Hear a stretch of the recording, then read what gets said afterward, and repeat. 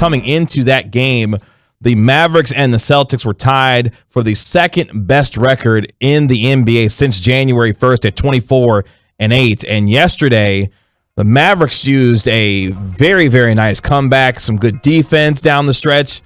And your man Spencer Dinwiddie handled his business with the go-ahead three with seconds left in the game to give the Mavericks a 95-92 win. What's funny about that fourth quarter, both teams scored 19 points apiece. Isn't that something? That shows you some defense. Yes. That shows you that you already been hearing about the Mavericks playing great defense this year. Boston has also been playing stellar defense. They combined to score 38 points in the fourth quarter. That's as many points as the Mavericks scored themselves in the third quarter alone, where they outscored them 38-26. Sticking with this game in particular, this game was a thriller. It was on national television on ABC, not on cable. It wasn't on ESPN. It wasn't on TNT. It wasn't on Bally. It was on ABC in the afternoon. A lot of people got to see what Dallas Mavericks fans have been excited about. It's like, whoa, wait a minute. This team is legit. So in this particular game, Spencer Dinwiddie hits the three to give the Mavericks the lead basically for the victory. But you know, in the NBA, 9 seconds is a hell of a long time. So the Mavericks had to play some defense.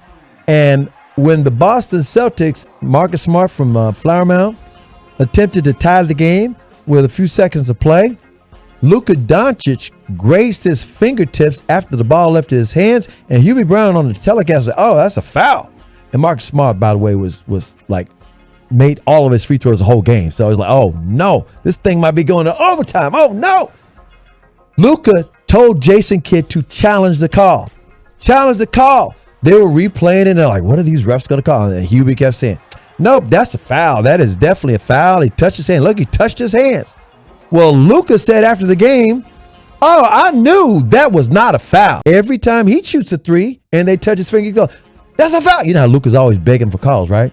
Arguing with the refs. That's a foul. He's good For at the that. last 3 years, they said, no, that ain't a foul. So he knew that was not a foul. And they, of course, overruled the call. The Celtics tried to shoot another one, did not work, and the Mavericks win that game.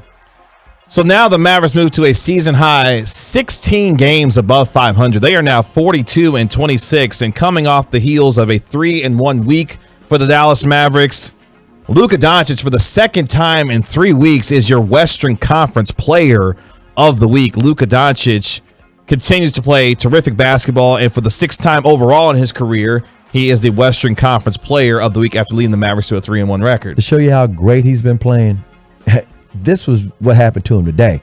He's the reigning Western Conference Player of the month of February. So literally since mid-January, this is when I noticed this. I noticed this. Remember that snow game? You remember that snow day? It was really snowy and a lot of schools got canceled. And the Mavericks played a game against the Philadelphia 76ers. I'm doing the PA. Until Sean Heath comes back, and Sean Heath says he'll be back by the end of this month. Well, okay, they played against. Yeah, Sean says he'll be back, I think, for the Utah game. We'll see. Okay, but anyway, they're playing against the 76ers, and they beat Joel Embiid and the 76ers. Luka had this look in his eye. I mean, it was like, oh my God, I have not seen this look since the Clippers in the playoffs. And he has had that look in his eye. And of course, you know, he lost the weight in the whole 9 yards. And of course, his teammates have been completely gelling the whole 9 yards. They made the trade. This team is special. I'm just saying, this team is special. He knows his role. He's not trying to be, I'm the dominant guy. No, he's not, I'm the alpha. Sure. He's already lived through the Washington mess. He knows a real team. This is a real team. That makes a lot of sense for him because he came from a very dysfunctional situation in Washington, and they made very clear what they wanted him to do, and they wanted him to do the things that he was good at. Jason Kidd has talked about when we attack the paint, good things happen for us. Spencer Dinwiddie is a guy that attacks the paint very well, not only creating for himself, but for his teammates. And he's fit in extremely well with this team and added another playmaker that they desperately needed to have, and it's bode well for him and will continue to bode well for him because this is a team, as they continue to build momentum, they've got a tough couple of games coming up when they go on the road, or stay on the road, to take on, the Brooklyn Nets on Wednesday. Then they take on the Philadelphia 76ers, who are beating the brakes off the Denver Nuggets right now. That's a good news thing. You want Denver to lose this game. And by the way, the Mavericks have beaten the Sixers. They're not afraid of Joel Embiid. So we're going to continue to learn a lot about this team and how good they are. And we did so on Sunday, by the way, that they played and showed some real heart in that comeback against the Boston Celtics Sunday afternoon. Quiet as kept. I'm going to show you how good they are. And I've been saying this every time they slay a dragon, and they beat the Boston Celtics, and the Boston Celtics had a 5-game winning streak at the time. You mentioned how Boston and the Mavericks were tied with the second best record in the entire NBA since January 1st, behind the Phoenix Suns. The Mavericks have not only beaten the teams they're supposed to beat most of the time. The only times they didn't were against Oklahoma City, Orlando, and the New York Knicks. Everybody else, they've been beating them. They stopped Chicago's 9-game win streak. They beat the Golden State Warriors at Golden State and the American Airlines Center in 1 week. They've beaten the Lakers when the Lakers were dog in the corner trying to right their ship in LA. They beat the Miami Heat in Miami. They stopped the Memphis Grizzlies franchise record 12-game winning streak. The Dallas Mavericks this year have stopped 6 streaks of 5 wins or more from the big dogs. It's the longest streak like that in the entire NBA. So when you say, but I want to see how they do against, they've done it. While everybody's been paying attention to the NFL, and I understand, I've been all glued to the NFL and the playoffs and the Super Bowl and all the stuff that's going on with the free agency and the trades and whatnot.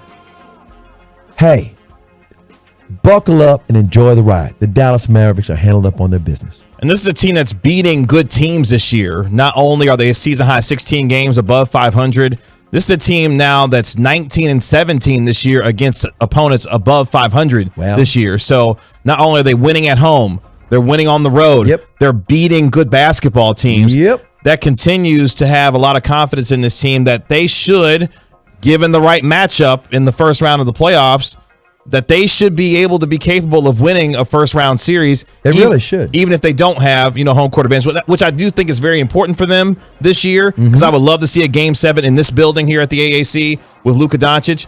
But you have got a lot of confidence right now in this team and their ability to win a lot of different ways, whether it be defensively, whether they did it on Sunday, offensively. They can win in a variety of ways, and that bodes well for you as not only you go through this difficult part of your schedule, but as you get ready for the NBA playoffs as well. Defense travels. Yeah. Everybody knows this. That's the one thing you can control is how effort you play on defense. You've got a superstar with Luka Doncic. If everybody's trying to focus on them, you've got some other ball handlers. You've got some defenders. They've bought in. I was talking about this in the crosstalk. Jason Kidd and the coaching staff, Sean Sweeney, and Igor, they've got all these guys buying into it. And it starts with Luka. If your superstar isn't buying in, you got a problem because some guys are going to take off some plays too. Luka has bought in as well. And by the way, major props to Dorian Finney-Smith. For those who have not been paying attention to Dorian Finney-Smith, he's been showing out. He showed out again in the game yesterday. He was terrific in the second half. Oh, he was fantastic. For everybody who says this team's got to be Luka friendly and you just missed Dorian Finney-Smith or Dwight Powell, who also has been exceptional this year, Luka says something profound. For anybody who's trying to get rid of Dorian Finney-Smith, Luka says he wants to end his career with Dorian Finney-Smith. And for Dorian Finney-Smith yesterday, 18 points in the second half, went 7 of 9 from the field, 4 of 5 from the three-point line. The biggest thing that I love about Dorian Finney-Smith's game right now, there is no hesitation. He's in attack mode. He's playing with a lot of confidence, and his teammates, and it comes and starts with Luka Doncic, they fully trust him to be able to make the right play and be able to do exactly what they need him to do. Dorian Finney-Smith is playing with a lot of confidence right now, and you saw it in a big way in the second half. That's another big reason why, when you look at this team going forward, everyone's playing their role and playing it the way that they need to play winning basketball. That's a lot of fun to watch right now if you're a Mavericks fan and what they've been doing throughout this season. They have a tough game on the road when they take on the Brooklyn Nets on Wednesday at 6:30 p.m. They will be back at the American Airlines Center 1 week from tonight when they'll take on the Minnesota Timberwolves.